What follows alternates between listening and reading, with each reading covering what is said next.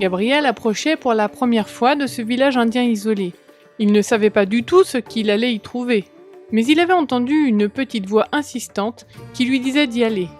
Gabriel avait pris une année scolaire sabbatique pour cause de problèmes de santé.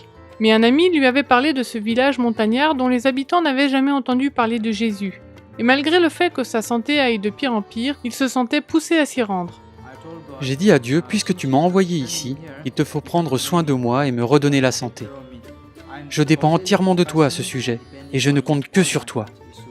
Après être arrivé au village, Gabriel s'est reposé et a prié pendant 1 semaine. Puis il a marché longtemps pour rencontrer un médecin. Un examen sanguin a relevé qu'il avait retrouvé la santé. Ses prières avaient été exaucées. Gabriel est retourné au village, prêt à mettre toute son énergie au service de cette communauté. Mais rapidement, il a pris conscience des défis auxquels il était confronté. Il faisait froid à cause de l'altitude, il devait grimper pour se procurer de l'eau, et les villageois n'avaient aucune notion des principes de base de la santé. Voyez cet enfant.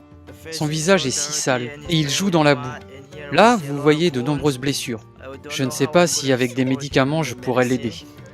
Il a si froid. Il fait si froid ici. Bien que Gabriel ait obtenu la permission des responsables du village, beaucoup s'opposaient à sa présence. Mais les enfants l'aimaient. Il n'y avait pas d'école, aussi Gabriel a-t-il transformé son logement en classe. La plupart d'entre eux commencent à écrire. Ils savent déjà comment écrire A, B, C, D, et ils savent les lire. Certains savent écrire de 1 à 100 et épeler aussi. Il aura été très difficile de m'accepter. Cela a pris presque 4 mois pour que nous devenions amis. J'ai vraiment été très heureux quand ils ont fini par m'accepter en tant que villageois. Les villageois ont commencé à l'inviter et à passer du temps avec lui. Il coupe de la banane. Nous mangerons des fleurs de banane ce soir. Nous avons peu d'argent et n'avons pas de légumes. Aussi, nous allons manger de la banane. Rapidement, Gabriel a pu leur parler des principes de santé. Il leur arrivait même de parler de foi de temps en temps. Quand ils ont commencé à me demander « Qu'est-ce qui, dans votre vie, vous rend si heureux ?» j'ai pu leur parler de l'amour de Jésus. Les villageois aiment l'entendre parler de son espérance en Jésus. C'était un concept libérateur dont ils n'avaient jamais entendu parler. Beaucoup d'entre eux ont accepté Jésus et ont commencé à se réunir le sabbat. Cela ouvrait des portes merveilleuses. Mais parfois, Gabriel était encore découragé. Il se sentait très seul. Un moyen de sortir était d'aller de temps en temps au magasin voisin. Mais là aussi, il rencontrait des difficultés. Ils fumaient, même les femmes. Je ne pouvais plus supporter cette odeur. Mais il fallait que je m'adapte. Je ne sais pas. Parfois, je me demandais pourquoi Dieu m'envoyait ici, dans un tel endroit. C'était un champ missionnaire. Mais Gabriel n'a jamais abandonné. Il a commencé à grimper aussi loin qu'il pouvait marcher pour atteindre d'autres villages, afin d'y apporter la bonne nouvelle. Bien que je me sois senti fatigué, je ne pouvais pas abandonner.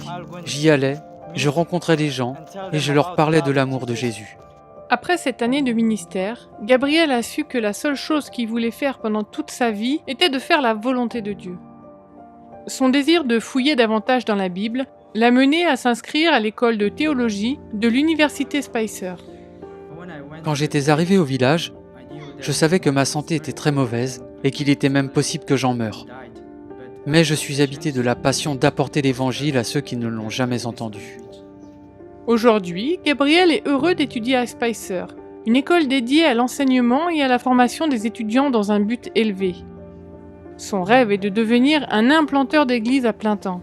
Et grâce à une famille missionnaire qui sponsorise ses études, ce rêve deviendra réalité. Non loin du campus de l'université, une communauté n'a pas d'école.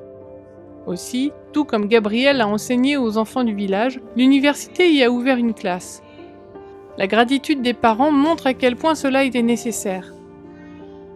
Ce trimestre, une partie des offrandes du 13e sabbat soutiendra la construction d'un bâtiment scolaire dans cette communauté. Nous vous demandons de prier pour cette opportunité toute proche de l'université. Priez pour que davantage de personnes puissent trouver espoir en Jésus, comme les villageois que Gabriel a enseignés. Merci pour votre soutien lors de l'offrande du 13e sabbat aux missions de l'Église adventiste du 7e jour dans le monde entier.